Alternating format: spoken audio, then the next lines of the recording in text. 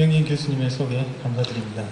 이렇게 여러분들 앞에서 강연하게 돼서 기쁘게 생각하고 이런 자리를 마련해준 오스템 미팅 관계자 여러분께 감사를 드립니다. 제가 오늘 말씀드릴 내용 자체는 즉시 식립 케이스에서 케이스 실렉션을 어떤 방법으로 할 것인가, 또 그리고 서지컬 프로토콜은 어떤 방법으로 따라야 될 것인가. 여기 오신 분의 대부분들이 아마 개원이로 생각을 하십니다. 이 앞전에 보셨던 조영석 선생님의 증례 같은 경우는 상당히 예지성이 있는 치료임에도 불구하고 개원이 선생님이 접근하기에는 좀 부담이 될 수 있는 부분이라고 생각을 합니다. 그래서 여러분들이 즉시 식립을 할 때 케이스 선택에 대한 그런 기준들에 대해서 말씀을 드리겠습니다. 이거는 내가 강의를 할 때마다 주로 이제 사용하는 그림 중에 하나인데, 고드 임플란트는 원 스테이지였을까요? 투 스테이지였을까요? 아니면 이게 이미디트 임플란트였을까요? 스테이지 임플란트였을까요? 이런 많은 것들을 이제 암시해주는 그림이 되겠습니다. 그래서 간단하게 이렇게 발치하고 나서 식립하는 시기에 따른 분류에 대해서 간단하게 설명을 드리겠습니다. 발치하고 나서 바로 식립하는 거. 그러니까 연조직이 힐링이 되고, 이제 포메이션이 되고, 리sorption이 되는 딜레이드 이미디에이트 하는 임플란트를 식립할 수가 있겠고, 완전히 힐링이 되고 나서 하는 딜레이드 타입의 임플란트를 식립을 할 수가 있겠습니다. 그래서 발치를 시행하고 나면 대체적으로 6개월 정도 되면 한 20-30% 정도의 로실이 소실이 있게 되겠고요. 4년 정도 되면 40에서 60% 정도가 됩니다. 그리고 이제 덴처를 끼게 된다면은 상악에서는 한 3mm 정도, 하악에서는 한 5mm 정도의 골 소실이 일어나게 되죠. 그리고 특히 본 위드스가 본 하이트보다는 더 많이 빠르게 더 흡수가 되죠. 그래서 봄에 일을 빼고 겨울철에 이렇게 추수해서 돈 벌어서 겨울철에 일을 하겠다고 플리퍼를 끼게 된다면은 나중에 와서 보면은 파필라도 다 없어져 버리고 라비알 쪽에 있는 본도 많이 흡수된 것들을 볼 수가 있겠습니다. 그래서 이미디트 임플란트를 왜 하게 되느냐? 일단 오리지널 위치에다 잘 식립을 할 수 있겠고, 본이 흡수돼서 이렇게 사이버트 클래시피케이션으로서 3 콤비네이션 타입으로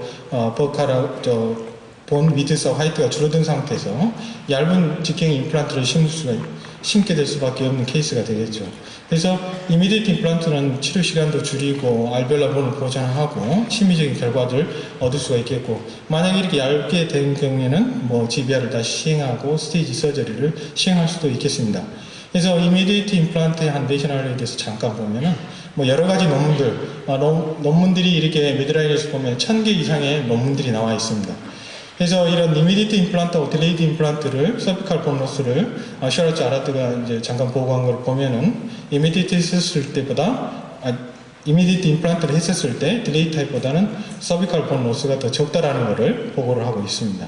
그리고 성공률 자체를 보면은 어떤 사람들은 거의 100%대 같은 임플란트의 성공률을 보이고 있다고 이야기를 합니다. 그래서 즉시 식립을 하게 되면은 좋은 페리온터 바이오 타입에서 프레시 본 소켓에서 레저널 악셀러레이트 페노미넌이라든지 시스테믹 액셀러레이트 페노미넌이 요도가 됨으로 인해서 치유를 갖다 빨리 증진시키고, 또 임플란트가 이렇게 들어가 있음으로 인해서 이게 하나의 스캐폴딩 이펙트를 가져서 좋은 그런 연조직 프로파일을 유지할 수 있다라고 이야기를 하고 있습니다. 근데 모든 케이스에서 이렇게 이미디트 임플란트를 했었을 때 좋은 결과를 보일 수 있느냐, 그거는 의문이 될 수가 있겠죠. 그래서 이러한 케이스를 식립하는 크라이테리에 대해서 말씀을 드리겠습니다. 일단 제일 먼저 중요한 상황 중에 하나가 바이오 타입입니다.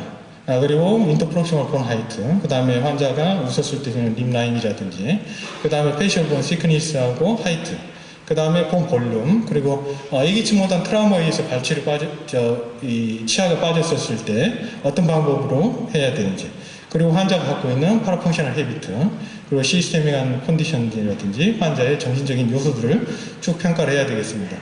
이렇게 이렇게 치아에서부터 바로 이렇게 연결되는 이런 형태는 C난 형태로서 나중에 이렇게 파필라가 상당히 높이 올라와 있는데 이거는 소실될 가능성이 좀 많고요. 이렇게 치아보다는 더 두껍게 된 형태에서는 본 로스가 상대적으로 좀 적게 난다라는 것을 이야기들을 하고 있습니다. 그래서 보시면은 C난 바이오 타입에서는 슈링케이지가 플랫한 타입보다는 더 많이 일어나게 되겠고, 플랫한 타입에서는 그것보다 좀 더 적게 본량이 충분하고 두껍게 있기 때문에 그런데 약간의 저항성이 있다라고 이야기들을 하고 있습니다. 그래서 임플란트를 식립했었을 때도 이런 과정들이 일어나게 되고, 추후에 이렇게 임플란트의 칼라들이 비쳐 보일 가능성이 있게 되겠죠. 실한 타입에서는. 또 그리고 메이나드가 분류한 타입 1, 2, 3, 4에서 보면은 이렇게 타입 1이나 타입 2 같은 경우는 그런 대로 안정한 형태를 취하고 3나 4 같은 데서는 안정하지 못한 그런 결과를 야기할 수가 있겠습니다. 그래서 이 보면은 시크한 알베올라 본의 알베올라 두꺼운 진지바 또는 두꺼운 알베올라 본의 얇은 진지바를 보이고 있는데 이게 진지바 두께가 1mm 이하였을 경우에 진지바 리세션이 1mm 이상보다는 상당히 많은 양이 일어나는 것을 보고하고 있습니다. 그래서 진지바의 두께와 본의 두께가 상당히 중요한 크라이테리아가 될 수가 있겠습니다. 그리고 이제 살라모들도 즉시 이식을 강의할 때 많이 이용하는 부분 중에 하나입니다. 이 콘택트 포인트 하방에서 이제 알베올라 본 크레스트, 프록시말 본 크레스트 레벨이 얼마 정도 되느냐에 따라서 이거를 즉시 이식으로 갈 건지 아니면 즉시 이식을 하지 못하는지 그런 분류를 시행을 하고 있습니다. 그래서 CJ에서 이렇게 5mm 하방 정도에 위치한 케이스에서는 즉시 이식을 금기라고 이야기들을 하고 있습니다. 그 림 라인에 대해서 보면은 이렇게 하이 림 라인을 같은 경우 이거는 리스크 팩터가 더 많을 수 있을 수밖에 없겠죠. 상대적으로 웃었을 때마다 이렇게 잇몸이 많이 비쳐 보이기 때문에 그래서 이런 환자에 있어서 심리적인 치아를 결정하는 것은 의사가 아니라 환자입니다. 그래서 전치부뿐만 아니라 소구치라든지 6번 부치 쪽에서도 심리적인 치아라고 환자가 요구한다면은 거기에 준한 철저한 치료 계획을 세워야 되겠죠. 그리고 한국인에 있어서 스마일 라인이라는 거는 이렇게 환자가 여기 들여다보고 또 보호자라든지 주변 친척들이 서너 명이 뭐 5분씩 10분씩 보고 있다면은 없던 것도 보이는 것 같습니다. 그래서 요런 같이 그 레이저 연수를 받았던 피렌체에서 온 여자 치과 의사인데요. 이렇게 웃었을 때 이 몸들이 많이 비쳐 보이는 그런 케이스에서는 상대적으로 리스크 팩터가 높다고 봐야 되겠죠. 그리고 알베올라 본 하이트가 이렇게 낮아진 경우에 있어서는 적응증이 되지 않고 거기에 따른 서킷 프리저베이션이라든지 아니면 뭐 바이오폴 테크닉, 타나우가 이야기하는 아이스크림 폼 테크닉 이런 방법들을 사용을 해서 서킷 프리저베이션을 해야 되겠고 철저하게 하기 위해서는 경우에 따라서는 마취를 시행을 해가지고 본 하이트를 평가를 해야 되겠습니다. 그리고 또 중요한 사항 중 하나가 일단 뭐 오전 다른 세션에서도 이야기가 됐었겠지만 페이셜 본 시크니스가 얇다면은 나중에 생길 수 있는 본 로스 양이 많기 때문에 거기에 따라서 문제점이 비심리적인 문제가 생길 수가 있겠습니다. 그래서 최소한 1.8mm 정도 이상의 그런 페이셜 본 시크니스를 가졌었을 때 본 로스가 적다고 스프레이가 이야기를 하고 있습니다. 그래서 크리티컬 본 시크니스는 한 2mm 정도로 생각을 해야 되겠다. 알베올라 크레스트 본에서 한 1mm 정도 하방에서. 그리고 라자라가 이야기를 하고 있는 내용 중에 하나이기도 합니다만 이미디에이트 플레이스에 있었을 때 중요한 척도 중에 하나가 본 볼륨이 되겠습니다. 그래서 만약 4mm나 5mm 정도의 임플란트를 식립하고자 했었을 때 페이셜 플라탈 본 위지스 자체는 팔레지 한 9mm 정도가 되는 그런 정례들을 선택을 해야지만이 나중에 안정적인 결과를 보일 수가 있다고 하겠습니다. 특히 이렇게 익스터널 타입의 임플란트를 식립하게 되면은 본 주변에가 생기는 소셜리제이션으로 인해서 나중에 페이셜 본 쪽의 두께가 너무 얇게 된다면은 비심리적인 결과를 야기할 수가 있겠죠. 이 종류는 에피칼 서저리 후에 치아 자체의 모빌리티가 심해져서 발치를 시행을 하고 이미디에이트 플레이스먼트를 시행을 했었던 케이스입니다. 그래서 보시면은 이 라비알 쪽의 진지바 하방에서부터 본까지는 3mm 이상 정도의 본 두께 정도가 유지가 돼야지만이 심리적인 결과를 이야기할 수가 있다고 하겠습니다. 그래서 충분한 볼 볼륨을 유지하고 심리적인 보철적인 수복을 한 케이스가 되겠습니다. 그리고 이 무시할 수 없는 요인 중에 하나가 서지컬 트라우마입니다. 서지컬 트라우마를 일으키게 되면 블리딩이 되고 이런 잇몸을 평가하는 데 있어서 문제점들이 좀 있습니다. 그래서 이렇게 발치가 쉽게 돼버린 상태에서 나중에 원스테이지로 이렇게 접근을 했었을 때 벌써 이렇게 라비알 쪽에 본 로스가 생기는 경우가 있습니다. 그래서 트라우마를 받고 진지발 블리딩이 있고 약간의 진지발 라세레이션이 있는 경우라 하더라도 나중에 임플란트를 식립하고 생길 수 있는 페이셜 본 로스에 대해서 대책을 강구를 해야 되겠습니다. 그래서 이렇게 마이너한 GBR을 시행을 하고 콜라겐 멤브레인을 덮고 크리스 크로스 슈처를 이용한 슈처를 시행한 케이스가 되겠습니다. 그리고 또 여러분들이 파라 펑셔널 헤비트가 환자가 얼마나 갖고 있는지에 대해서 한번 아셔야 됩니다. 그래서 쭉 이렇게 보고된 것들을 평균을 내보면은 상당히 많은 수에서 파라 펑셔널 헤비트 브룩시즘을 갖고 있는 거죠. 그래서 특히 스트레스를 받으면, 여러분도 환자를 보다 보면 환자가 이렇게 말도 안 되는 억지 소리를 주장하고 그러면은 그날 저녁에 혹시 브룩시즘이 있을 수도 있습니다. 그래서 스트레스를 받게 된다면은 이 밤중에 마스터 머슬이라든지 템포럴 머슬 액티비티가 더 증가하게 됩니다. 그래서 임플란트를 식립을 하고 나서 이미디트 템포라이제이션을 하고 나면은 당일날 이렇게 이 파라펑셔널 헤비트라든지 위험한 포스에 대한 프로텍션을 시행을 해줘야 될 거라고 생각을 합니다. 그럴 때 이 알피라니 이형형 소프트 타입의 나이트 가드랑 이런 것보다는 하드 티슈가 이 마스터 머슬이라든지 템포럴리스 머슬의 EMG 액티비티를 더 낮춰준다고 보고한 바가 있습니다.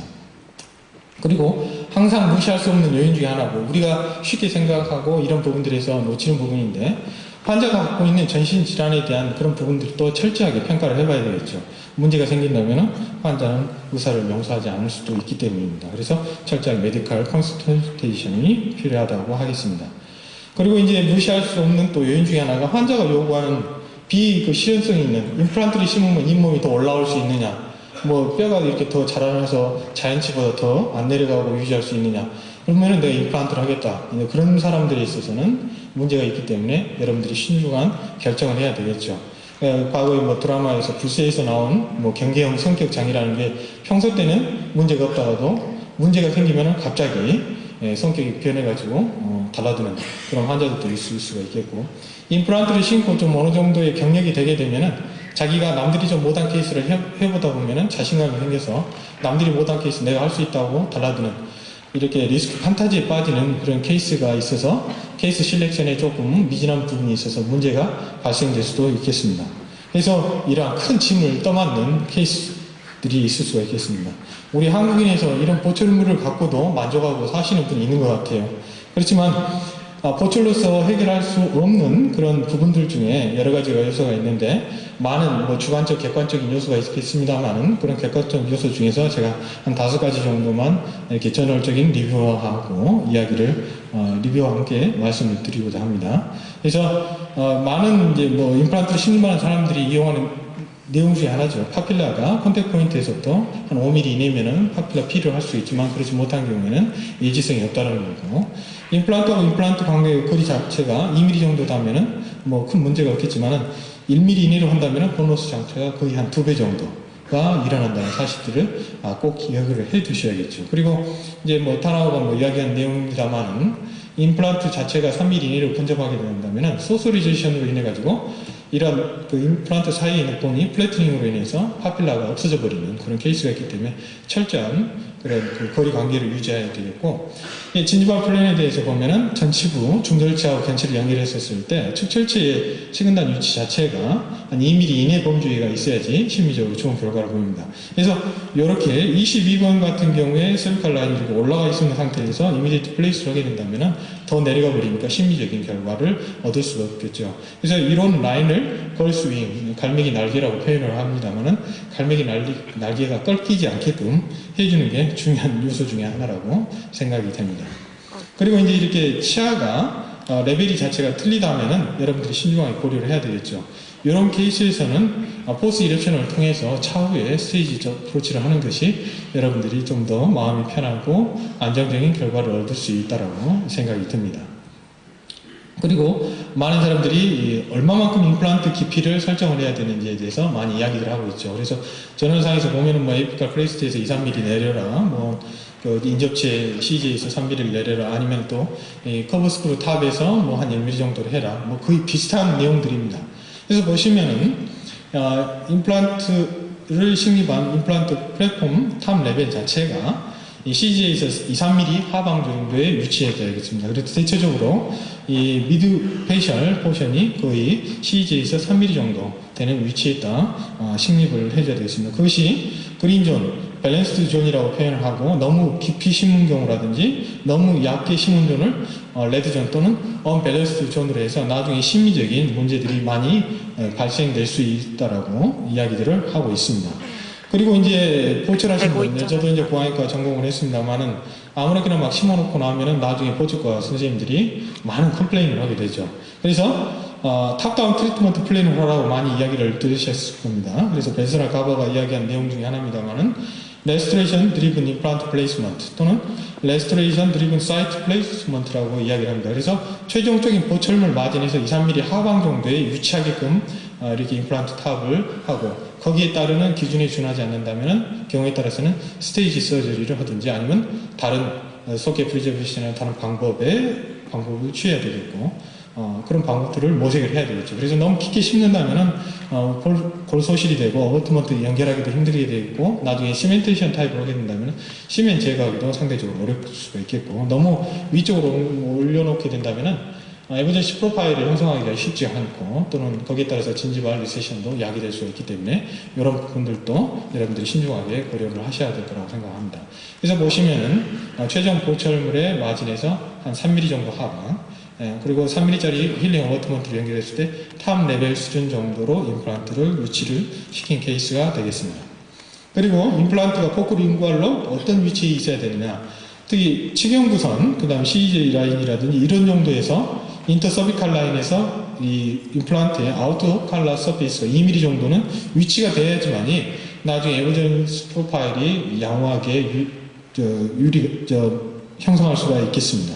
그래서 그런 부분들을 여러분들이 신중하게 고려를 해야 되겠고 아까 아침에 연자에서도 보셨겠지만 서지컬 프로토콜을 잘 응용을 해야 됩니다.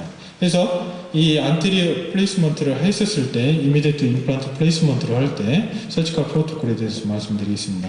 처음 일단은 과거의 이제 트렌드라고 한다면은 오리지널 사이트에 큰 임플란트를 식립을 하고 라비알 쪽에다가 GBR이라든지 소프트티슈 오그멘테이션을 했습니다만은 요즘 추세 자체는 약간은 팔라탈적으로 위치하면서 갭 필링을 시행을 해가지고 필요하다면 연조직의 소프트티슈에 오그멘테이션을 같이 병행을 해주는 방법을 선호를 합니다. 그래서 임플란트 위치 자체를 이니셜 스타팅 포인트를 잡을 때는 라운드 바라든지 아니면 란스 드릴을 이용을 해가지고 팔라탈 쪽으로 위치를 시키고 나서 2mm 트위스트 드릴 해야죠. 만약 그렇지 않고 밀림으로 인해서 라비알 쪽에 본을 손상시킬 가능성이 있다는 거죠. 그래서 여러분들이 이제 뭐 당장 급하지 않는 트라우마가 뭐 치아가 치경부 쪽에서 부러져서 문제가 되지 않는 그런 케이스라면은 이렇게 메탈이 안에 들어가 있는 그런 스텐트를 만들어 가지고 2mm 트위스트 드릴을 시행을 해야 되는 것이 원칙이라고 생각을 합니다. 그렇지 않고 나서 뭐 여러분들이 그냥 메탈 튜브가 가이드되지 않는 상태에서 드릴링 하게 된다면 위치 자체가 약간 변경될 수가 있을 수가 있기 때문에 그런 부분들이 여러분들이 고려를 하셔야 되겠죠. 그리고 이제 그 자기가 드릴을 했었을 때 드릴이 잘 위치되고 있는지 아까 아침에 말씀드린 그런 위치 자체 인터서피칼 라인에서 2mm 그리고 자기가 발치했었을 때 치경부의 그 임플란트의 직경을 선택한 임플란트 직경에서 중심부에서 거리 관계를 계산해서 4.5mm 아니면 5mm 거기에서 팔라타 쪽으로 한 5도 정도의 각도를 유지를 해면서 드릴이 되고 있는지를 확인을 해봐야 되겠죠. 그래서 그런 부분들에 대해서 여러분들이 드릴링 하면서 신중하게 접근을 하셔야 될 거라고 생각이 됩니다. 그래서 또 특히 또 생각해야 될 것 중에 하나가 머처드 본에서 드릴링 하는 것이 아니기 때문에 본이 많은 쪽에서는 저항을 하고 본이 없는 쪽에서는 저항을 하지 않습니다. 그래서 팔라탈 쪽에 두꺼운 본이 있기 때문에 드릴링을 하면서 팔라탈 본의 두께를 조금은 이렇게 쳐줘야지만이 드릴링 패스가 균일하게 유지가 된다는 거죠. 그래서 여러분들이 그런 부분에 대해서 고려를 하셔야 되겠고 마지막 파이널 드릴링을 하고 나서 임플란트를 위치를 시켰었을 때 파이널 드릴하고 임플란트 픽스처의 그 직경의 차이가 있기 때문에 그 직경 차이만큼 라비알 쪽으로 임플란트가 위치가 되어버립니다. 라비알 앵귤레이션이 되는 거죠. 그럼으로 인해서 라비알 페이셜 본의 알베올라 크리스트를 자극할 수가 있고 누를 수가 있습니다. 근데 임플란트를 식립할 당시에는 그걸 느끼지 못하는 경우가 많아서 나중에 문제점이 발생될 수가 있기 때문에 아까 전에 말씀드린 것처럼 팔라탈 쪽으로 위치시키면서 팔라탈 쪽으로 5도에서 약간의 그런 범주 내에서 임플란트를 드릴링하고 위치를 시켜야 되겠습니다. 그래서 이게 라비알 쪽으로 위치가 되게 되면은 나중에 이렇게 임플란트하고 가깝게 되고 진지발 리세션이 생기게 되니까 이렇게 나중에 보초과 선생님이 했습니다만 이렇게 비심리적인 결과가 야기될 수가 있습니다. 젊은 여자분 같으면 뭐 결혼한다면 문제가 해결될 수도 있겠지만 그렇지 않는 경우에서는 평생을 두고 쫓아다닐 가능성이 있기 때문에 총각 선생님은 한 번에 더 기회가 있을 수가 있겠죠. 그래서 그런 언페이블한 페이스가 되지 않게끔 여러분들이 신경을 쓰셔야 되겠고, 그리고 자기가 어떤 방법의 임플란트의 보철물의 컨넥션 형태를 설정할까, 시멘테이션 타입을 갈 것인지 아니면은 스크루 타입을 갈 것인지에 따라서 드릴링 패스도 상당히 신중하게 고려를 해야 됩니다. 그래서 인사이드 엣지에 1mm 이내로 근입돼 버리면은 나중에 보철물을 연결한다든지 이렇게 해서 토크를 준다든지 하면서 포슬린이 파절돼가는 그런 경우도 있을 수가 있기 때문에 인사이드 엣지에서 1mm 설적으로 위치되는 경우 외에는 시멘테이션 타입을 선택할 수밖에 시멘테이션 타입을 선택할 수밖에 없게 되겠죠. 그리고 여러분들이 파이널 드릴링을 해서 이런 인사이드 엣지의 스타퍼가 거의 근접되지 않게끔 해야지만이 시멘테이션 타입의 그런 스크루 타입의 이 보철물을 연결할 수가 있겠습니다.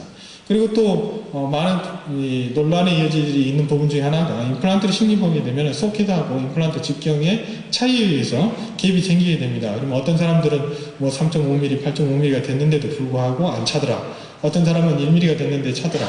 뭐 이런 많은 이야기를 하고 있습니다만은 대체적으로 보시면은 임플란트 갭이 생기고 나면은 나중에 우리 한국 사람들에서는 문제가 생긴다면은 그건 대체적으로 의사가 책임을 지는 부분이기 때문에 갭이 있다면은 가능한 메워주는 거, 그런 버칼본에 대한 그런 프리저베이션을 할 수 있는 여건을 마련해 주는 것이 차후의 문제점이 적다라고 생각을 합니다. 그래서 갭이 많을수록 라비알 본의 횟수가 더 많은 것을 여러분들이 관찰하실 수가 있기 때문에 와이드한 갭이라면은 갭 필링을 시행을 해줘야 되겠죠. 그래서 이 케이스는 플랩을 열어서 이제 했었던 케이스입니다. 그래서 발치를 식립하고 대체적으로 이렇게 그 팔라탈 쪽에 이니셜 스타팅 포인트를 잡고 본 볼륨도 보셔야 됩니다. 그래서 여기는 한 2.5mm 정도 되는 그런 본이 되겠습니다.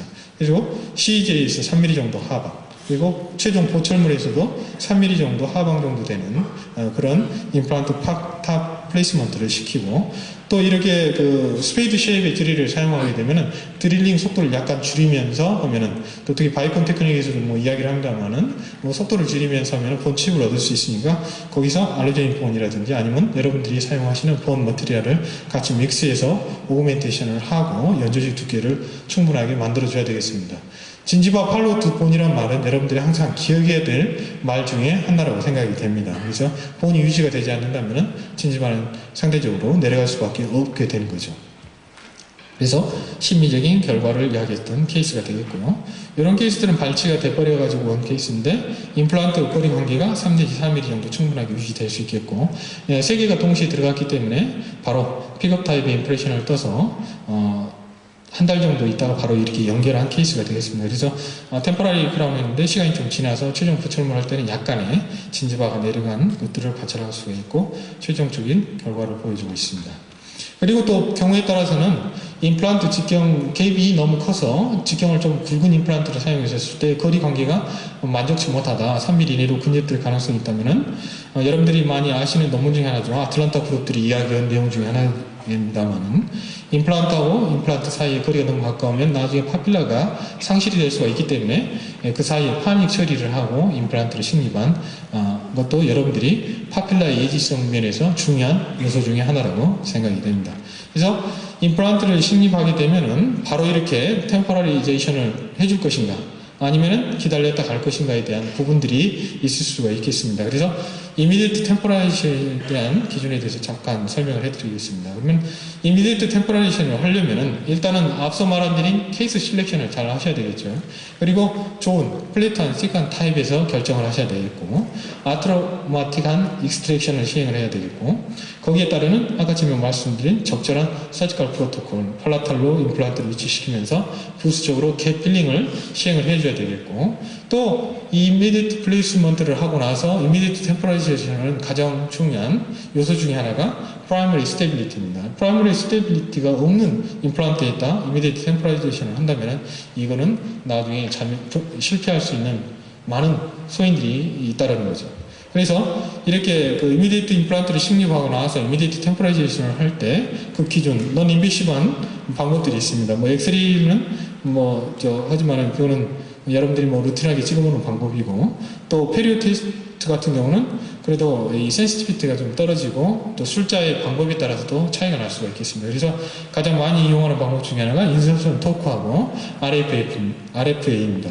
그래서 인서션 토크는 한 번밖에 측정할 수가 없고 RFA 같은 경우는 반복해서 측정할 수가 있고 그런 데이터들을 기록을 해놓으면서 추후에 나중에 문제점이 있었더라도 이런 자료에 근거해서 내가 이미디에이트 템퍼레이처를 했다라는 근거를 제시할 수가 있다라는 거죠. 그래서 제가 사용하는 방법 중에 방법입니다.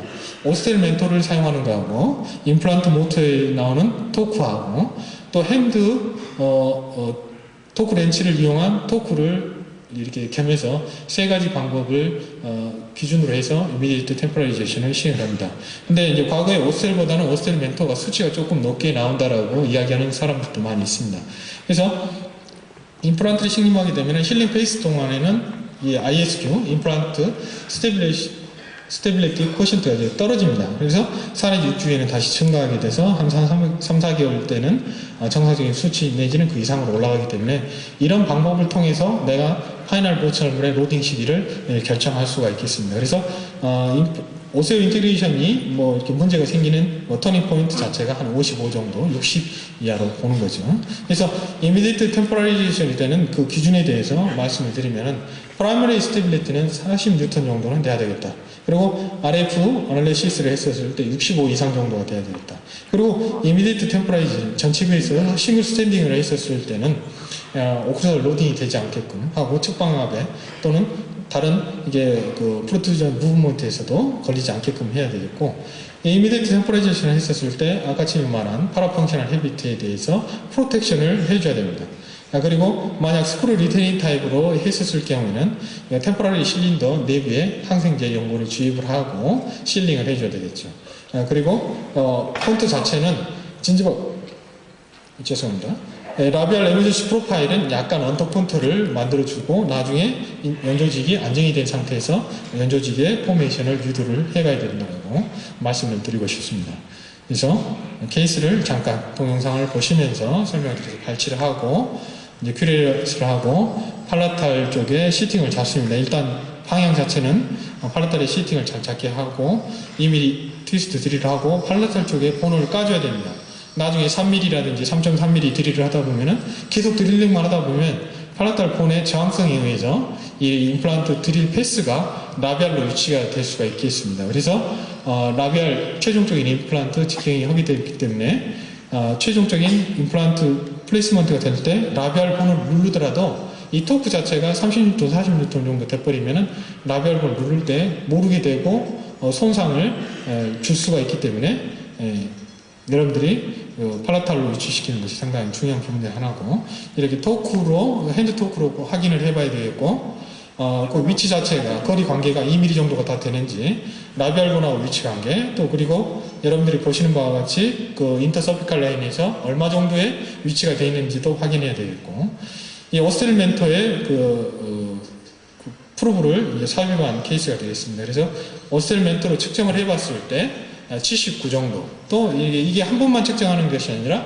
두 번, 세 번 방향도 바꿔가면서 측정을 해서 그걸 꼭 기록해 놓고 데이터로 놔두셔야 되겠습니다. 그래서 다이렉트 인상을 뜨시고 이제 기공 과정에서 할 때 동안에는 힐링 어버트먼트를 끼시고 기공 과정에서 이미디에이트 템포라리 크라운을 만들어 가지고 삽입을 하게 되겠습니다. 그래서 시간은 한 2시간 정도 환자한테 웨이팅 시키고 나서 하고 20N 정도의 그 템포럴 실린더를 연결하고 교합 조정을 시키고 있는 과정을 보여주고 있습니다. 그래서 철저하게 교합이 받지 않게끔 환자는 뭐 물어보면 나는 김치하고 깍두기밖에 안 먹었는데 임플란트에 심어놨는데 임플란트가 흔들린다. 항생제를 삽입을 하고 캐비통과 같은 필링 머티리얼을 넣고 플러블 레진으로 채우고 있는 과정을 보여주고 있고 최종적으로 플러블 레진으로 막았다 하더라도 이런 부분에 교합 조정을 철저하게 평가를 해봐야 되겠습니다. 그래서 최종적으로 이 템포라이제이션이 시행된 결과입니다. 그리고 당일날 이렇게 바로 이렇게 환자를 보내는 것보다는 이미디에이트 템포라이제이션을 하고 나서 인상을 뜨시고 이렇게 프로텍션 할 수 있는 나이트 가드 역할을 할 수 있는 그러니까 가장 두꺼운 서머플라스틱, 플라스틱 시트를 이용해서 하드 타입의 서머플라스틱 시트를 이용해서 옥력으로 찍으면은 바로 이렇게 한 30분 정도면은 그런 스텐트를 만들어 줄 수 있으니까 이미디트 플레이스먼트를 시행하라 하고 되고 이미디트 템포레이션을 하면은 한 3시간에서 한 4시간 정도 사이면 환자가 당일날 템포러리 크라운드 이미디트 플레이스먼트 하고 나서 템포러리 크라운까지 다 장착을 하고 가실 수가 있게 되겠습니다. 그래서 환자의 심미적인 욕구라든지 이런 부분에 대해서 만족을 시킬 수가 있게 되겠습니다. 그래서 처음 상태에서는 뭐 다이아 스테마가 있었습니다만은 나중에 이미디트 템포레이션을 하고 나서 한 4개월 정도 후에 최종 고철물을 장착하고 다이아 스테마를 해결하는 케이스가 되겠습니다. 그래서 라비알 폼도 이게 처음 발전된 상태를 그대로 유지하고 있는 케이스가 되겠습니다.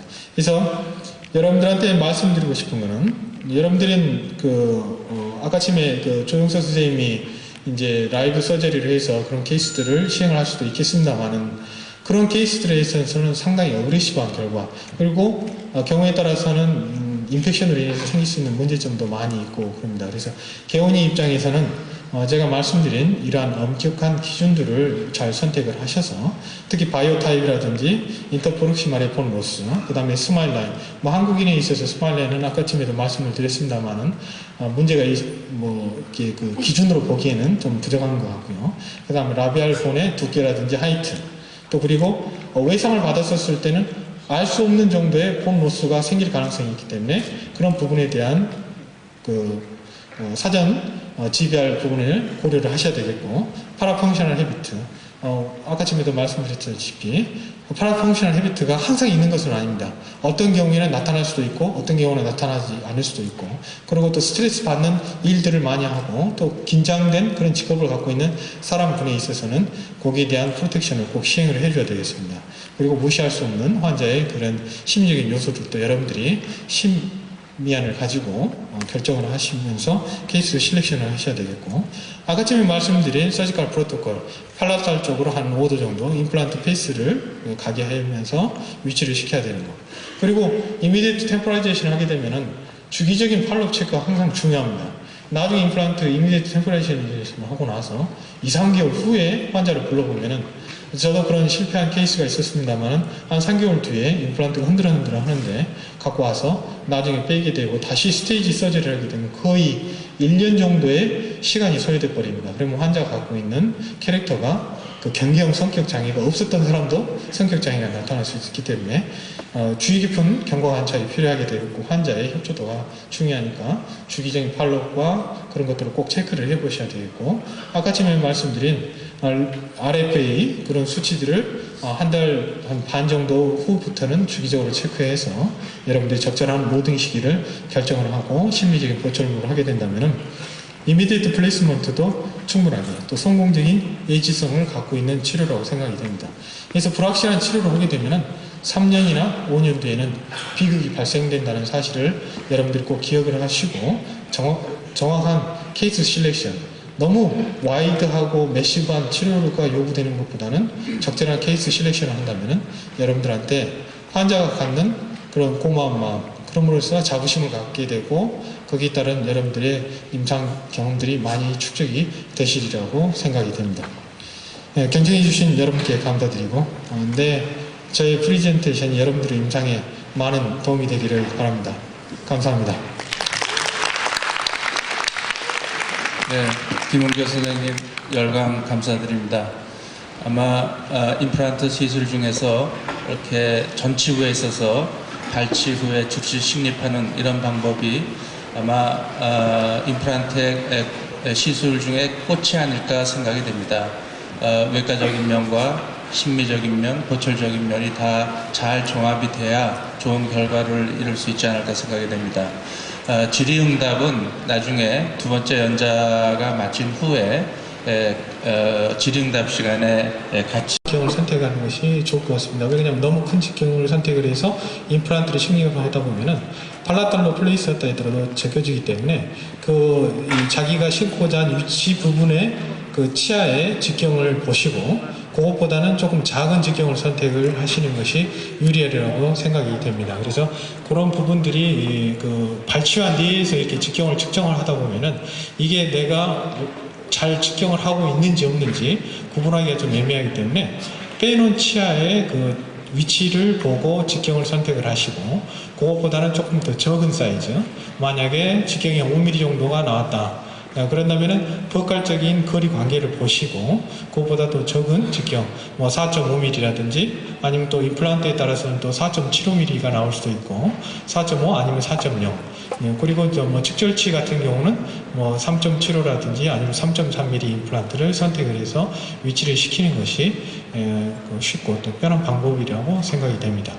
네, 그 다이아메타의 선택에 있어서 아무래도